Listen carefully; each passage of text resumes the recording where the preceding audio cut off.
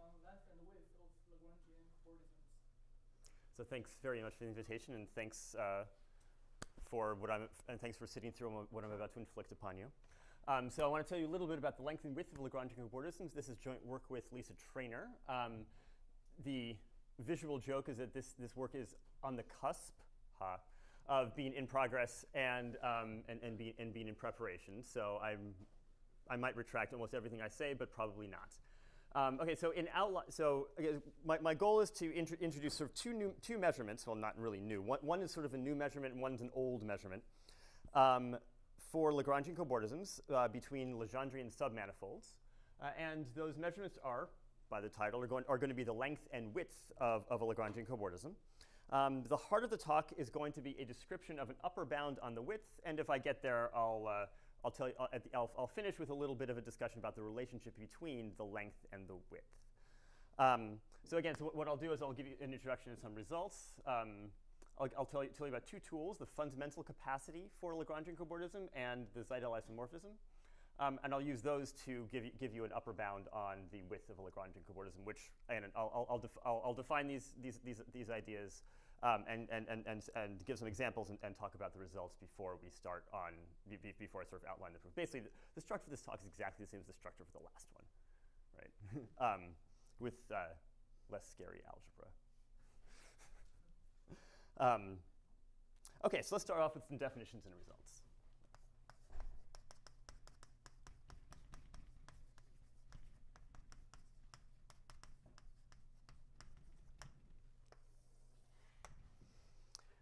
Okay, so again, what I want to do is let's start by considering Legendrian submanifolds.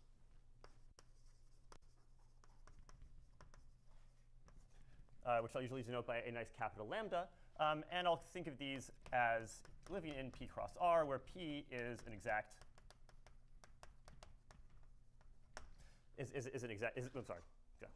garbage.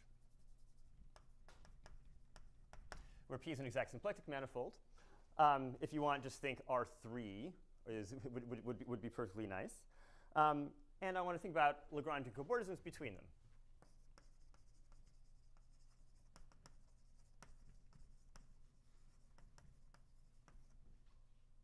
So if I have one Legendrian lambda minus and another Legendrian lambda plus, I'll just denote a Lagrangian cobordism L between them using the old partial order system. And these guys should, they live in the symplectization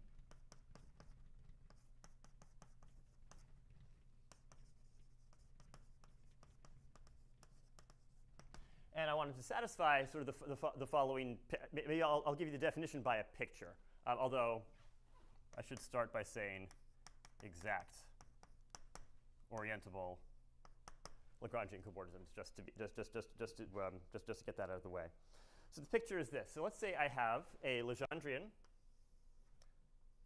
Here's a lovely little Legendrian unknot, and I actually care about measurements. So I'm going to say that, the length of the central Rabe chord, or if you want, in the Lagrangian projection, the action of the double point of the immersed Lagrangian. If you like, let's just say that has length 1, and I want to look at a cobordism between this guy and a larger one whose Rabe height has length 2. Or maybe I want to look at the reverse.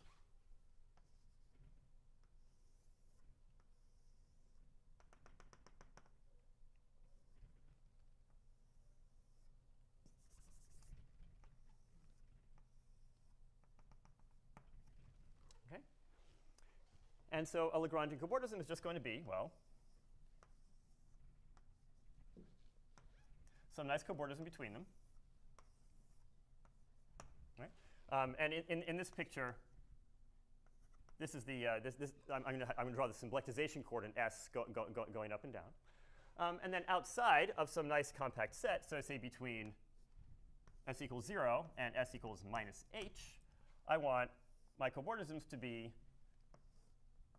cylindrical over the Legendrian. So up here, I want L1 to be, say,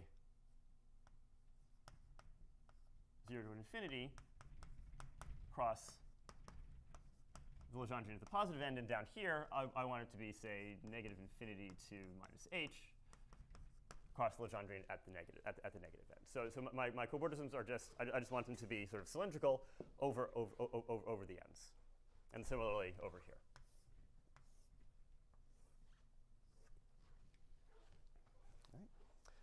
All right. It's not. It's supposed to be. You meaning this is supposed to be nice and smooth? Is that what you're? Is that what you're asking? Yeah. This is supposed to be nice and smooth. Yeah. That's just me being lazy. Okay. And with these, this should be L2. And with Lagrangians such as this, let me make two definitions. So let me define the two measurements that I want to investigate of these types of these types of Lagrangians. So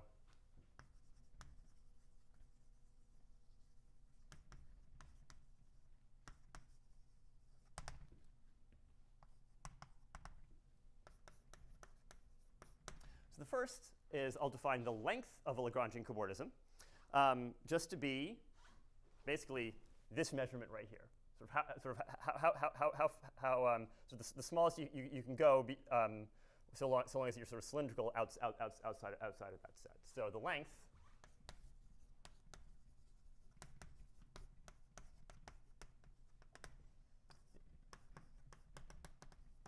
is just the infimum of all h's, so that L is cylindrical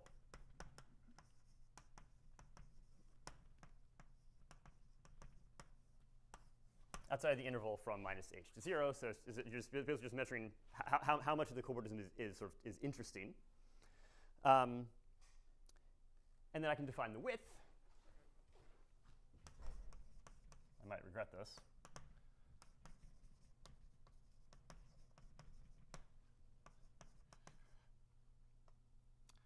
Of L, and this is just the usual relative Gromov width of the Lagrangian L. Let's call that the width of L, and I'll add some extra notation, maybe from minus h to 0, where I'm basically what I'm going to do is I'm going to take my Lagrangian, I'm going to cut it at two heights and just measure the relative Gromov width after making the cut. And so this is the soup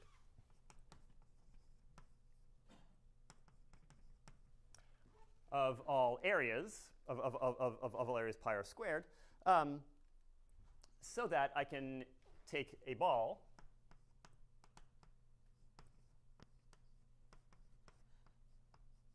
and embed it into the symplectization. Okay, symplectically embedded into the symplectization, so that, say, if I put it here. So that when I take the preimage of the Lagrangian inside the ball, I just get Rn.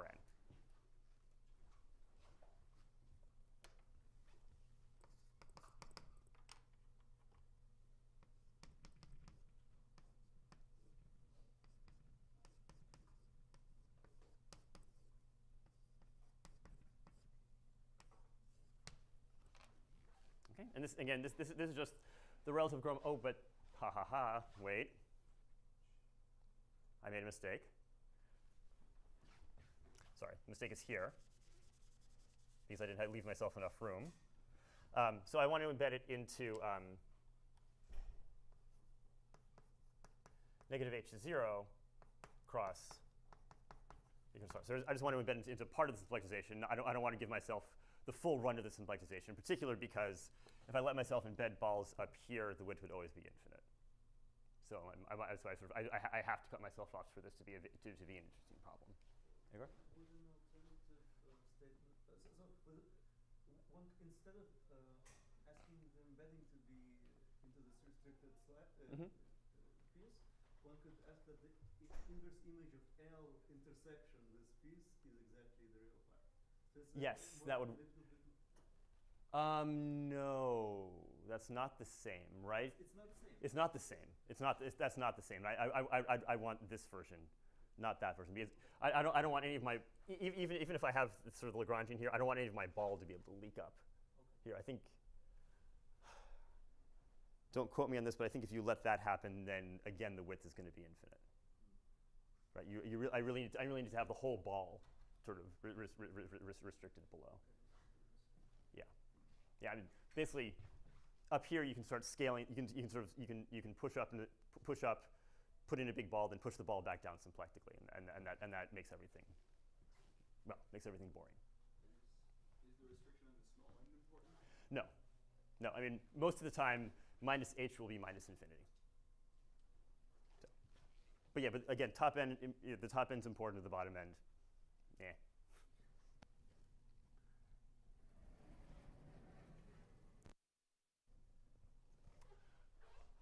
Okay, maybe I should, since I have those, have those pictures up, maybe I should compute. I'll tell you the answers. It'll take me a while to tell you how to do it, but let me tell you the answers for what the length and the width of L1 and L2 are. Well, let me start with L2 actually.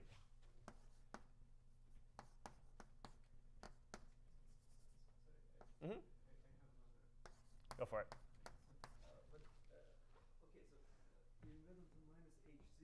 Mm-hmm. Could you put set h infinity in the definition? You mean going from 0 to infinity, or from h to infinity? But then the answer would always be infinite. I could put there, but the Gromov would always be infinite. No. So from minus h to infinity, I agree, but from minus infinity to 0, maybe not, because. Yeah. I'm going to be doing that. That's fine. Yeah, minus h could be minus infinity. That's good. And I think almost everything I say is going to be minus infinity to 0. And the point is, you get exponential decay down here. So any decent sized ball you're going to stick in, you're going to want to try to stick it as close to the top as you can. Okay. All right. So yeah. So let me tell the answers for the length and width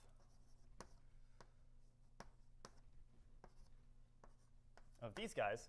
Well, for L2, since I'm going from something big down to something small, if I went when I go from the bottom to the top, I'm expanding, I can do that as fast as I want. Right? So the length is basically 0. It's given any epsilon, I can make it. I can give you I can make the cobordism sort of squeeze into any little epsilon slice.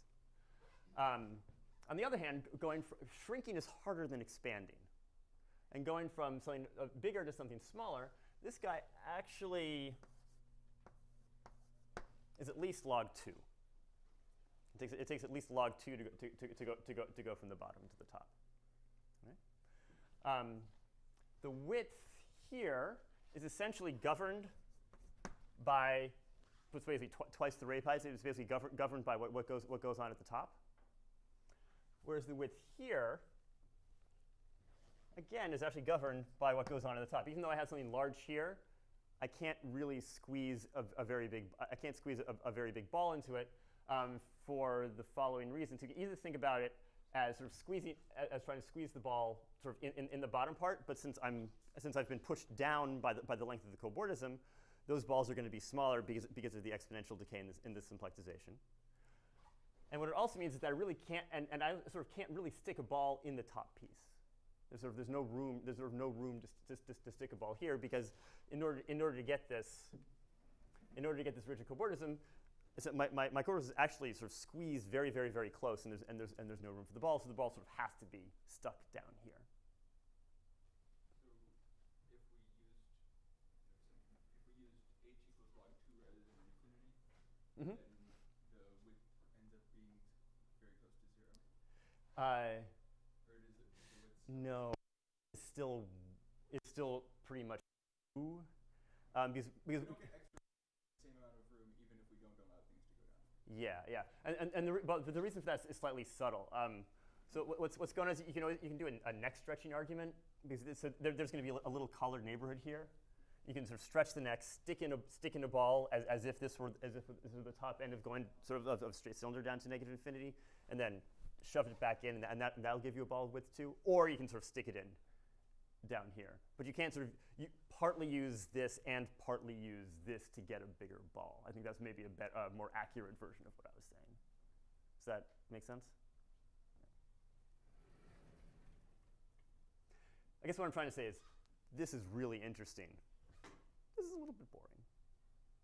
I mean, it doesn't seem, if you're a good topologist, you think, you don't, I mean, and I was a good topologist until I started doing this project, you don't think that there's much of a difference between these two things. And they're both traces of isotopies. You can always create a Lagrangian cobordism out of a trace of an isotopy, no problem. But how you create that cobordism out of the trace of the isotopy really, really sort of has something to do with the geometric properties of the Legrangians at the top and the bottom. So this is somehow this was sort of a surprising result. And what's surprising to me is how you actually compute the upper bound, and that there's a link between them, which I'll get to in a second. Okay, so these computations are special cases of the two main results. Yeah, go ahead. I see nothing. So Yeah. what do you mean by those pictures? I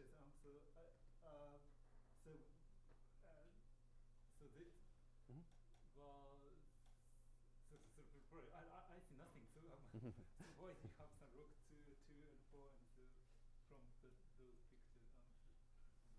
Well, I mean, so let's look at this side, for instance. So we have a nice Legendre knot in R3 at the bottom. You know, it's relatively large compared to the Legendre knot at the top. And there's a theorem proved by several different people who I'm not going to say, just so I don't leave anyone off, I'm not going to say who. That, you know, given the Legendre isotopy, you can always create a Lagrangian cobordism. But the Lagrangian cobordism is actually not the trace, just like the pure trace of the isotopy as you would think of, say, in the topological sense. You actually have to sort of slow down the isotopy to make sure that you don't get that you don't get double points in your Lagrangian cobordism. And that's what's happening here. You have to slow down the isotopy from here to here to ensure that the cobordism is embedded as you go from the bottom to the top. And how much you have to slow it down is sort of encoded by this log 2 length.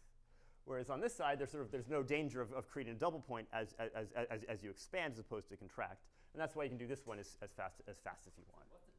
What's the difference of right and left and right? Which one's on top? So Lagrangian cobordisms are directed objects. They are not symmetric objects. There's a reason that I wrote a Lagrangian cobordism sort of in the sense of a partial order. If anyone can prove that it's a partial order, please tell me. That'd be awesome. That's what. So unlike a normal cobordism where flipping things upside down, flipping things left to, or if you want the Baran-Cornea style of cobordism, flipping things left to right, who cares? It doesn't matter. But for Lagrangian cobordisms between Legendrians, the fact that the symplectic form of the symplectization, which has some, I guess I'm using S, sorry, which has some exponential expansion, puts an order onto the cobordisms. So it really does matter which one's at the bottom and which one's at the top.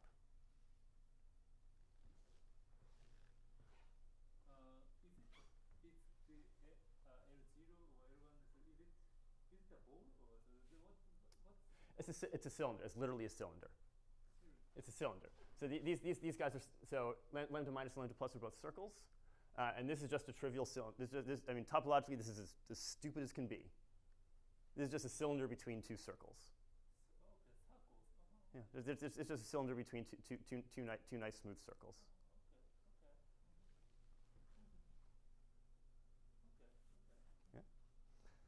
But somehow there's some geometry in sort of the length of the cylinder, or the sort of the chroma of width of the cylinder, which is what I'm trying to get at. Does that begin to give you is that sort of is a picture developing? You're going to draw a front projection. Yeah, I'm drawing the front. Another way I could also draw this, right, by if I like XY, or here I'm drawing it Here I'm drawing the front. If you want, this is Legendrian whose Lagrangian projection is just the good old figure 8. Why do you write it this way? It's not around Sabloff. Why do you write it? Oh well, so if you look at when you draw a front projection, so my symplectic form for my contact form for R3 is dz minus y dx.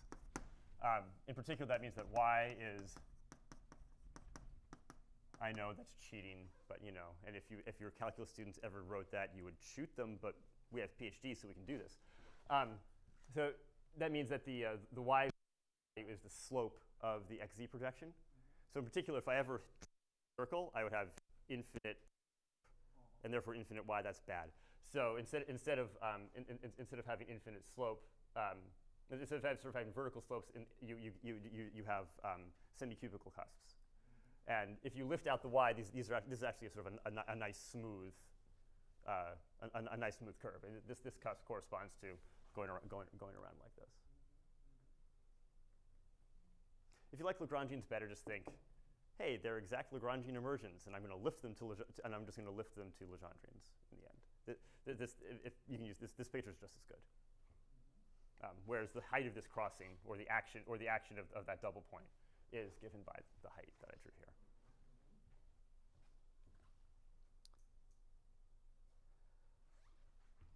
Okay, so let me say that these examples are special cases of the two main results I want to state. So the first result on the width relies on a spectral invariant derived from Legendrian contact homology, which I'll tell you about in a minute, which I'll call the fundamental capacity. And if you want, what you should think of this fundamental capacity as doing is sort of measuring the largest interesting Rabe chord, the length of the largest interesting Rabe chord. So here are the two theorems. Maybe I should write them over here, actually, so I don't lose them.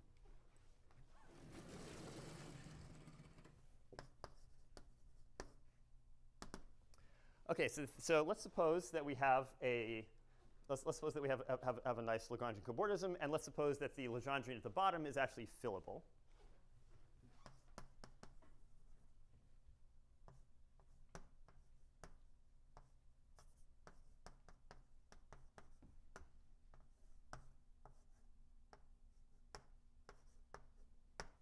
Okay, so if I have a Lagrangian cobordism where the bottom is fillable, then I can bound the width above.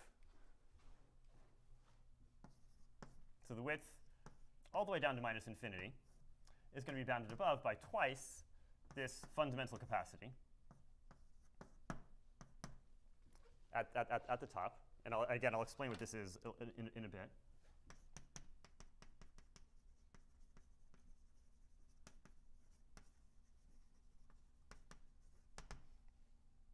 Right? And then if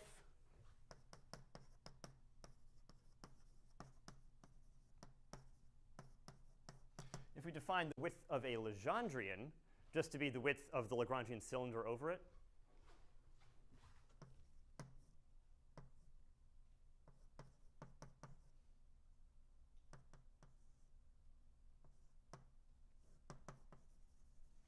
then we can relate the length and the width of a cobordism as follows.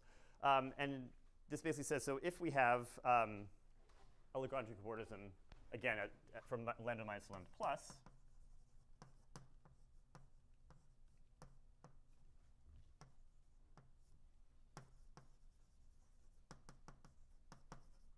say with the boundedness theorem above sharp,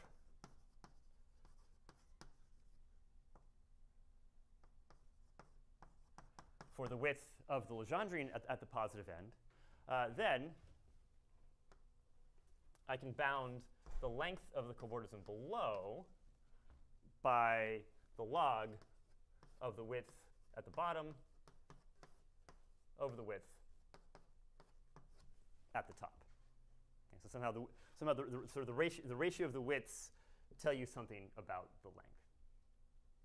The ratio of the width, the ratio of the width, and in particular, if you're going from something big to something small, that's going to be that's going to give you a non-trivial bound on the length. But going from something small to something big, well, this says nothing.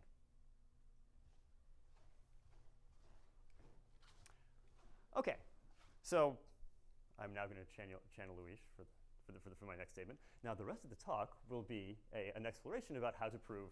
I think given the timing, I think we're just going to. I'll just talk about how to prove the first theorem, and not necessarily the second. Although this isn't particularly hard.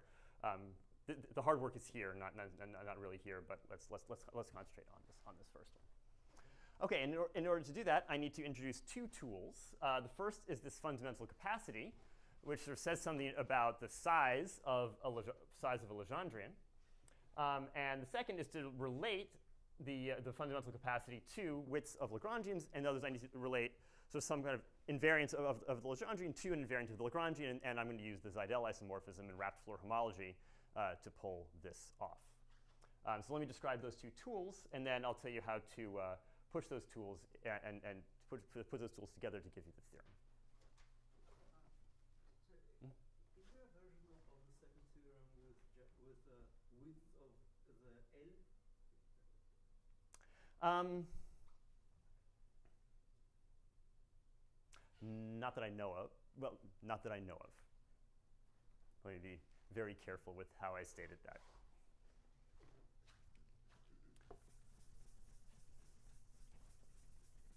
Is there a condition to guarantee the bound to be sharp?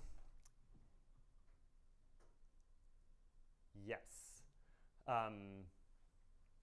So one good condition is, so for instance, it's definitely sharp. One condition, this is not the strongest possible condition I can think of, but one easy condition is if you have an isolated Rabe chord, which basically means if you're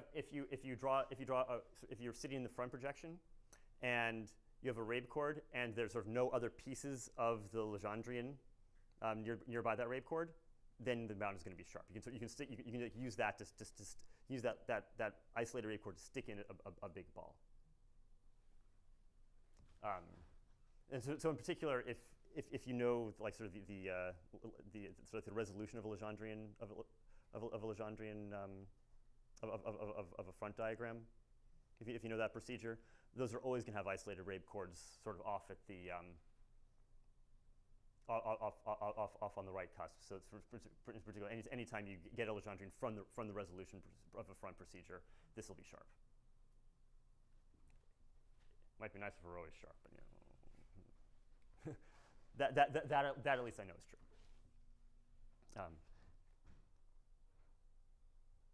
Okay. Oh yeah, one more note. So since Igor brought up the idea that there might be other ways of bounding the length below, there are other ways of bounding the length below that sort of don't have anything to do with the width. You can sort of use contact homology cobordism maps to bound the length below.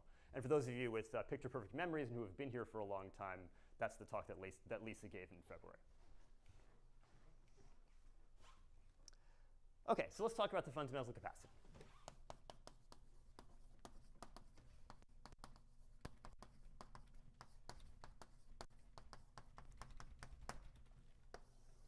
Okay, and in order to talk about the fundamental capacity, I just want to I need to remind you about what Legendre contact homology is, but the point of introducing this is as follows. So we're following Gromov as always, right? And Barreau and Cornea. So the key to proving the theorem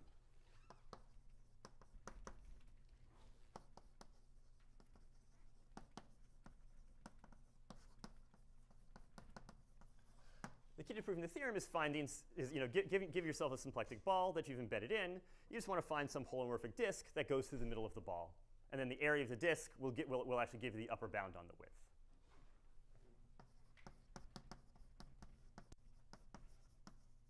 I'll say a little bit more about this at the end, by the way.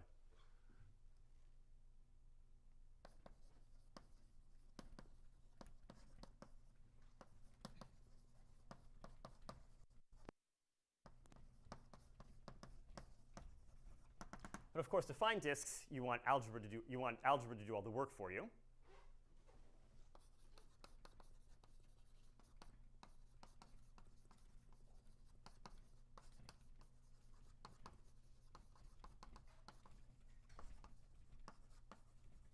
you want algebra to find the disks for you, and the algebra we're going to use is this idea of Legendrian contact homology.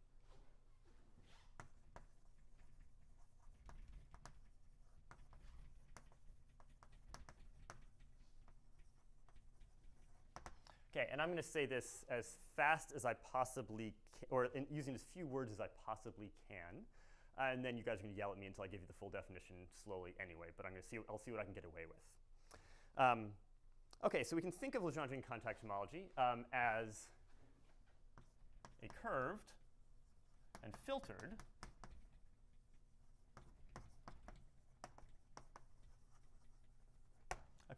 A infinity algebra that is generated by the Rabe chords of a Legendrian knot.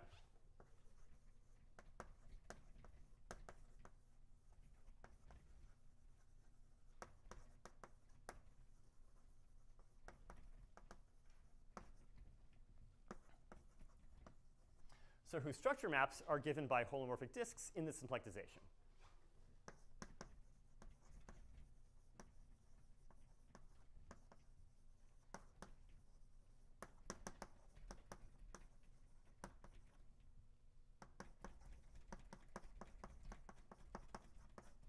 And maybe I should just draw. Let me just draw a schematic picture of this. So, all right. So let's take my Legendrian.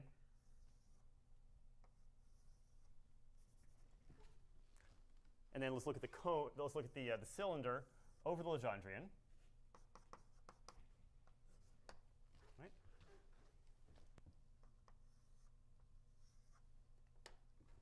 And what I want is to look at disks with multiple punctures on the boundary, where I have one of my punctures mapping to sort of going asymptotically to a Rabe chord at plus infinity.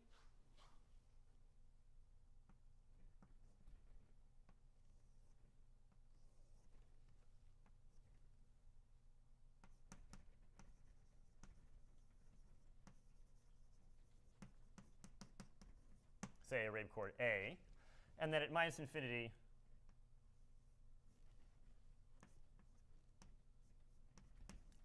maybe greater than or equal to 0 Rabe chords at minus infinity, say to B and C. And this disk gives me a term in the product of B and C. Okay? This is upside down from how you've probably learned contact homology in the past. All right?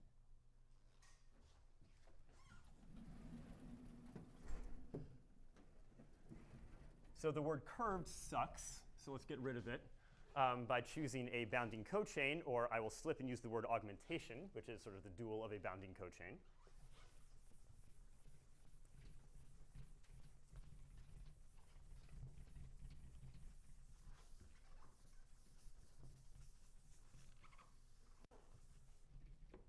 Okay, so using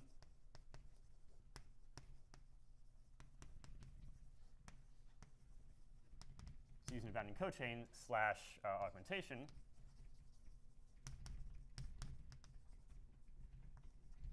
which we'll call epsilon, we can actually take this curved A infinity algebra, linearize it just to get a normal chain complex, and take cohomology.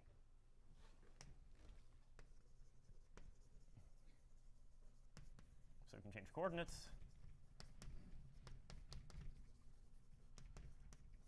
Linearize.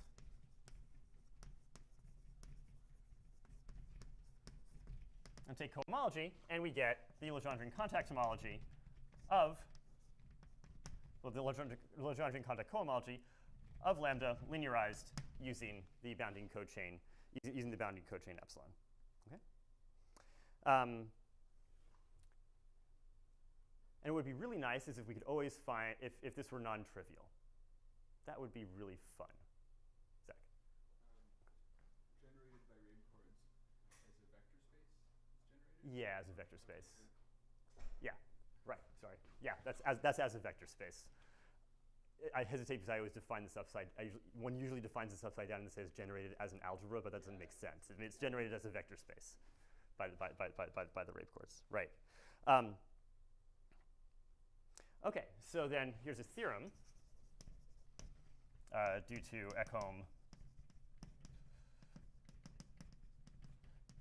Etnier, and me a while back. And it says, so if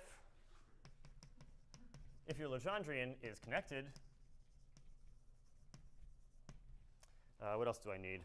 Probably orientable, but we'll ignore that. Connected, closed, orientable, and let me say horizontally displaceable. In other words, I can just displace it off itself. I can displace its projection to P off of itself by Hamiltonian isotopy.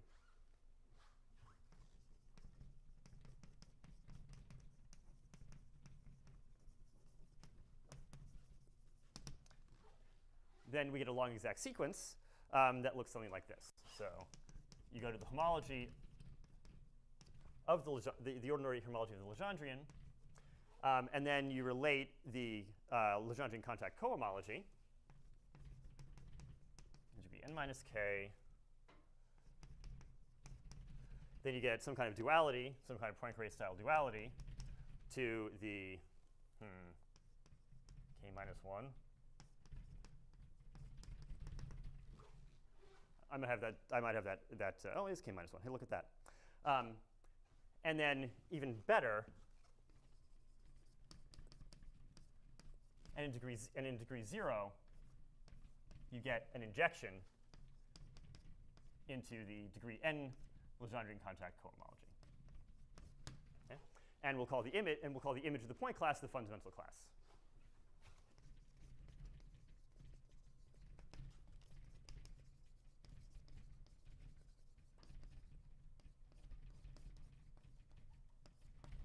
Which I'll write as a small lambda. Okay. And then using this, now I will BS the next. Then I'll BS the rest of the definition.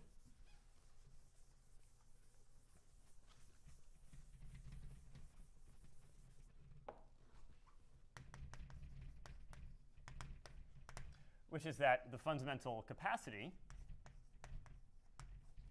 which I'll denote by the capacity of the Legendrian given the linearization epsilon, is the filtration level at which the fundamental class appears and persists. It's the usual spectral invariant formulation.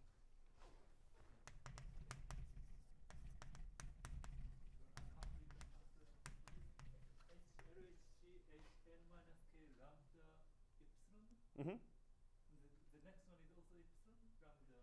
Yeah, my epsilons got bad. Okay.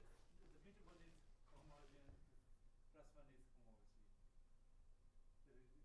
The upper indices and lower indices. Right. I mean, I can formally just take the formal dual of this and consider the contact homology instead of the contact cohomology here. And you can sort of and if you blur your eyes, n minus k to k, well, forget about the 1 part, that feels like Poincare duality. And that's what this map is supposed to be, up to a correction term coming from the topology of the underlying Legendrian. That's sort of one way. That's one way of reading this. Okay.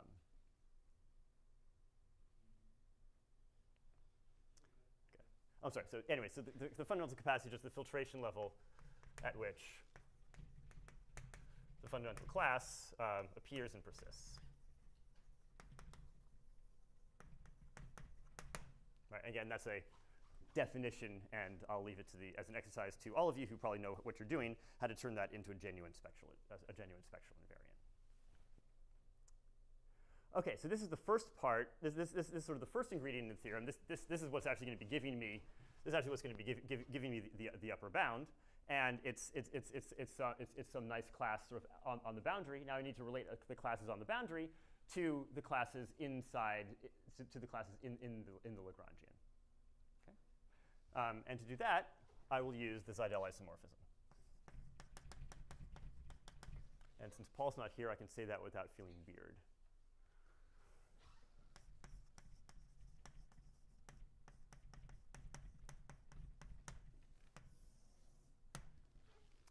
Okay, and again, the point is I want to relate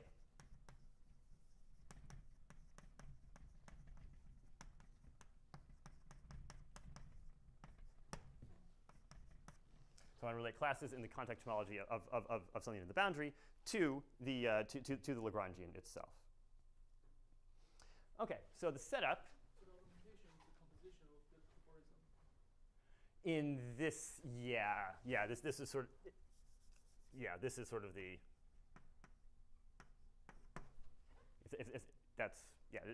It would be the argumentation coming from the cobordism. That's right. So I should explain what that meant. So that's going to be part of this. All right. So here's the setup. So let's suppose that lambda, suppose our Legendre,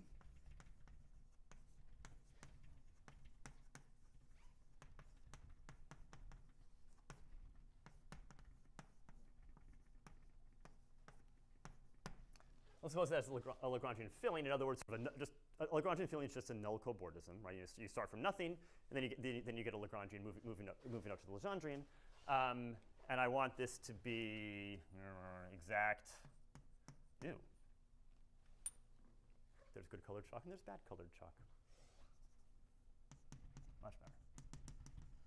Exact, and I want this to be Maslov 0. This is just how the holomorphic disks work without dealing with Novikov rings. This is so that the grading works, basically. All right, and then what I want to do is I want to choose a small Morse function on my Lagrangian.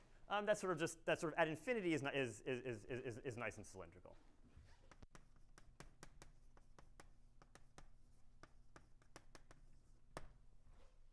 Right, and then I can use this. Then I can use f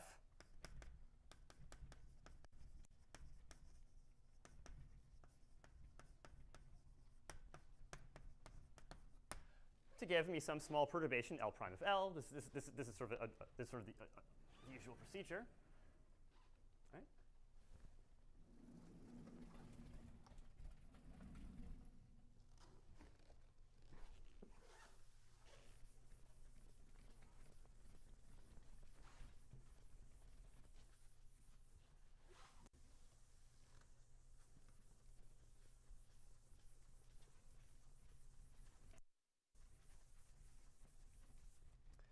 And then what the Seidel isomorphism says, sort of given this setup, sort of using the framework of Floor homology, one can prove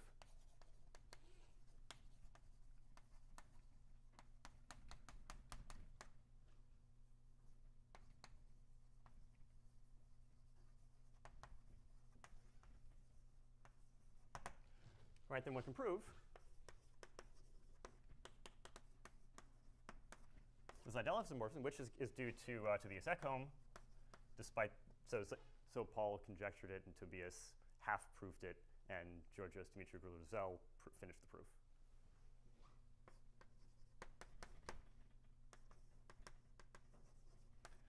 And Georgios doesn't want me to say this, but does want me to say his last name is not Rizal. So for those of you citing at home, his name is not Rizal. It's Dimitriou Rizal is actually his last name. I know this because I screwed it up. Okay, so and it says that if your filling induces the augmentation epsilon L, right, then there's an isomorphism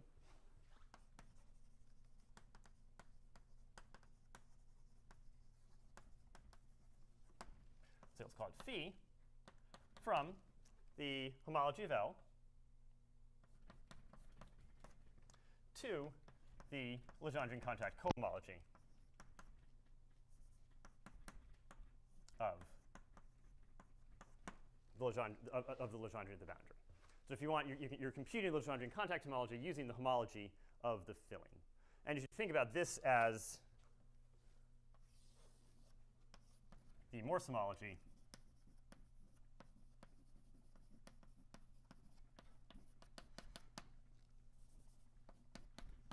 of your of your perturbing function f, right? And in particular, by the way, if you take the point class in the Lagrangian, that gives you the fundamental class at the boundary. Okay? And the only thing I really need out of this, aside from the fact that it's an isomorphism, is let me just describe how you construct the map, right?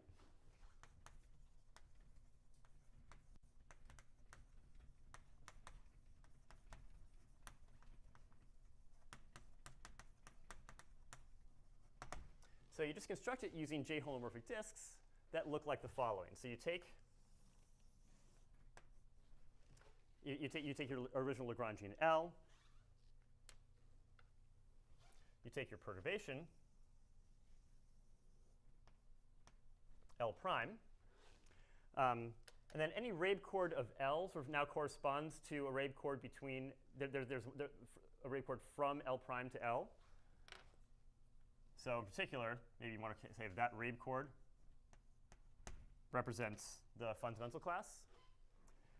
And then you look at disks that are that at plus infinity are asymptotic to Rabe chords from L prime to L, and then sort of inside the filling have corners at have corners at intersection points, which are critical points of your function f.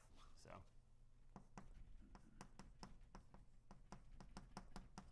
And I think I'm getting something slightly wrong. I think you want to use minus f instead of f, so that your point class is really like your point class comes from a max. I think that's right. I'm pretty sure I want the max. Anyway, I'll leave that ambiguous. And then again, and then you want ooh, someone stuck in some Hagoromo chalk.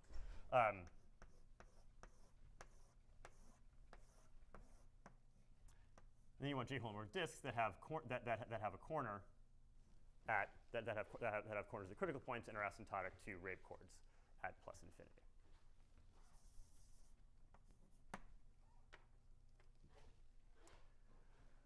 Okay, so any questions before? So these are the basic tools.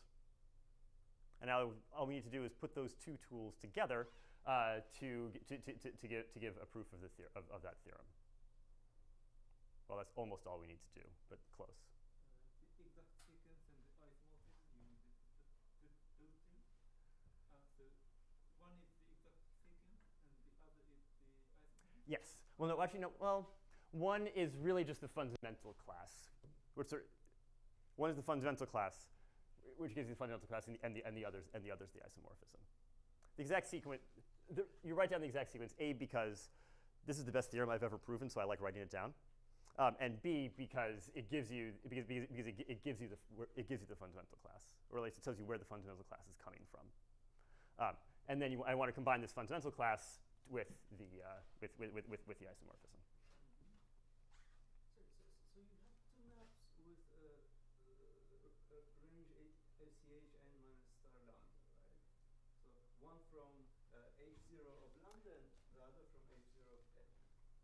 Right. Right, and so somehow and so the point of this is that the point class here and the point class here hit the same hit the same class in the contact homology. That's the only compatibility. Say it? That's the only compatibility. Yeah, that's the it's a little better than that, but that's the only compatibility that I need. I mean, Well, actually, sorry. I mean, there can be no other compatibility. I'm stupid. right. Well, I mean, so really what the theorem is if what the theorem should be is you can also sort of under here you can stick the long exact sequence of the pair L sort of relative to its upper boundary, and then so here it would be the boundary to the boundary. So this is just the identity, and here's the Seidel isomorphism, and here is sort of something like the Seidel isomorphism, and this diagram commutes. So that's the compatibility. So that's sort of the strong version of the compatibility, but you're right. But yeah, what else could it possibly be? Right. Okay. Right. Okay. So let me put these two together to get the upper bound.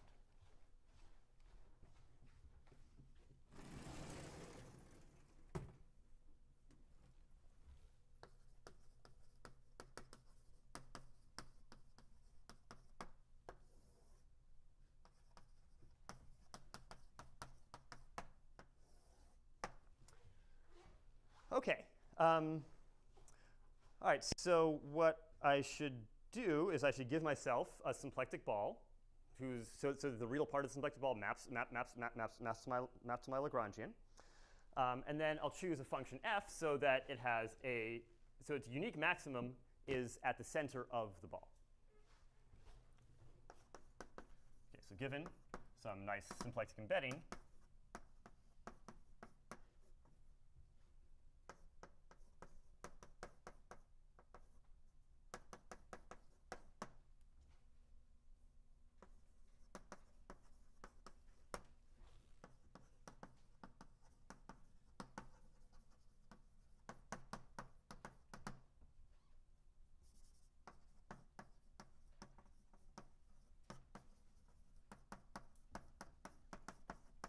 okay, so we're going to choose f to have a unique maximum at I of 0. If you want to back on this picture, I had some nice blue chalk before.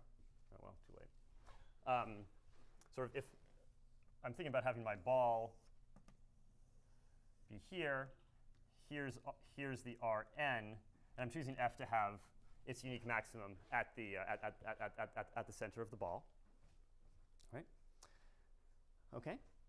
Then I can use this disk U from the Seidel isomorphism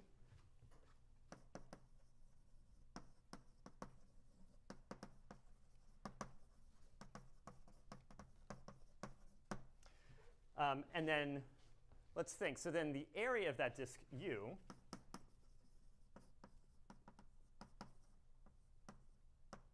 inside the ball, well, that's certainly bounded above by the area, by the entire area of the disk U, because.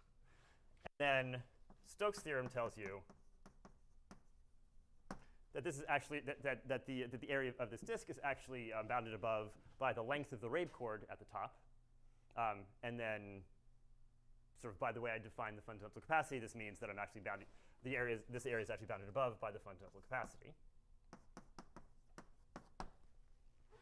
Okay, so on one hand I have a disk whose center sort of goes through the center of a disk that sort of goes to the center of the ball, whose area is bounded above by, well, what I want this to be bounded above by.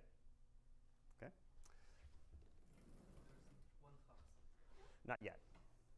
There is a 1/2 somewhere. I agree, but it's not there. But it's not there yet.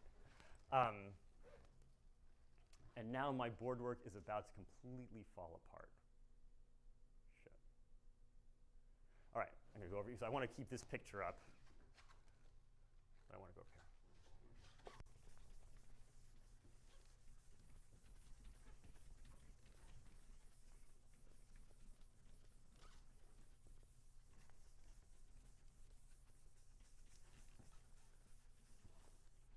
Okay, so now I have the picture.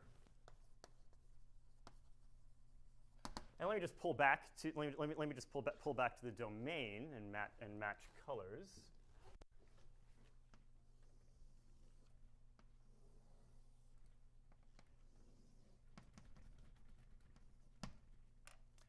And I also have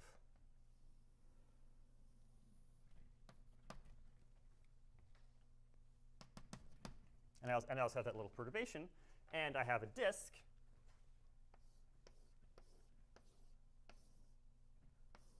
that looks like this, where the boundary sort of comes here and then moves further along there, right? So normally what you do is you just pretend that this disk went all the way down. You'd use a reflection principle, and then just use sort of standard monotonicity arguments, for a J holomorphic curve to finish the argument. Basically saying that that sort of this disk with the reflection, that's where the 2 comes from, by the way, from that reflection. So that disk, since it's sort of a minimal surface, has to have relatively large area, and that tells you something about the radius, and that gives you an upper bound on the radius of the ball. Well, unfortunately, we can't do that here, so you have to be a little bit more careful. So a more careful monotonicity argument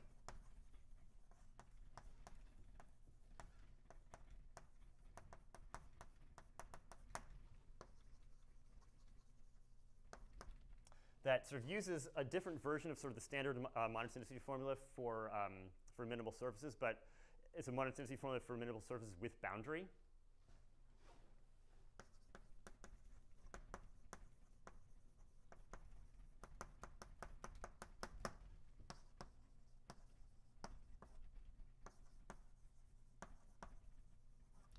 This is due to Ekholm. I have no idea how Tobias got into this, but he did. Brian White and Wienholz, right? And then you have to, and then to control, to sort of control the boundary term, you actually have to use you have to use a reverse. Thank you, Igor, by the way.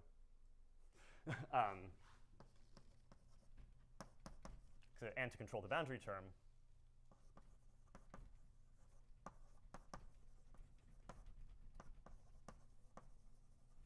a reverse isoparametric inequality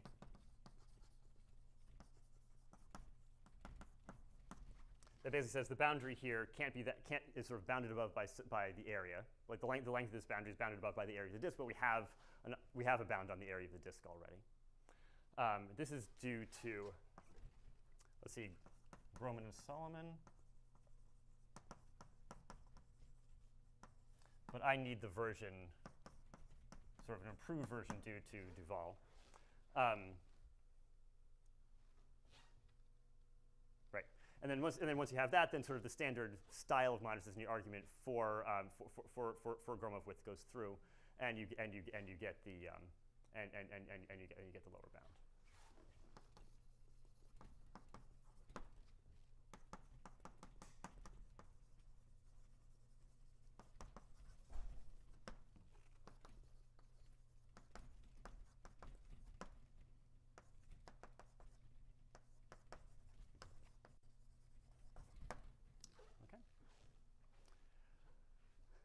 Okay, so actually, given when we started, let me end there. But just to quickly review the high points.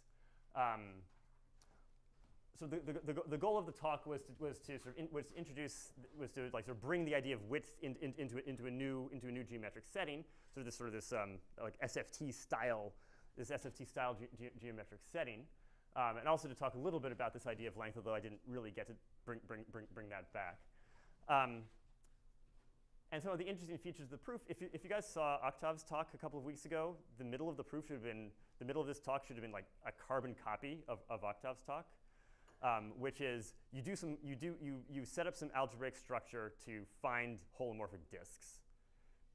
And if you set them up, and if you work hard and set up the algebraic structure the right way, in particular, find that there always exists a fundamental class, and then use the Seidel isomorphism to say, well, if there's this fundamental class, then I must have a disk up to the fundamental class, and then use that disk together with some good old-fashioned minimal surface style arguments to get lower bounds on the width. So that's sort of the highlights of the talk. So thanks very much, guys, and questions.